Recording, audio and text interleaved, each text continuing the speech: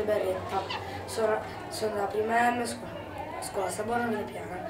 Questo film, che si intitola Il vento fa il suo giro, mi è piaciuto molto dalla parte che è un po' duro, sì, però ci sono delle scene significative e mi piace la prima accoglienza, tutti che aiutano questo francese, Philippe, che viene dai Pirenei, lo aiutano a vivere, però poi questo qua prende un po' delle pieghe diverse e quindi il film finisce con un omicidio e tutta la città è mortificata, credendo che questo fosse un ragazzo gentile, buono, invece questo qua al momento dell'omicidio è scappato.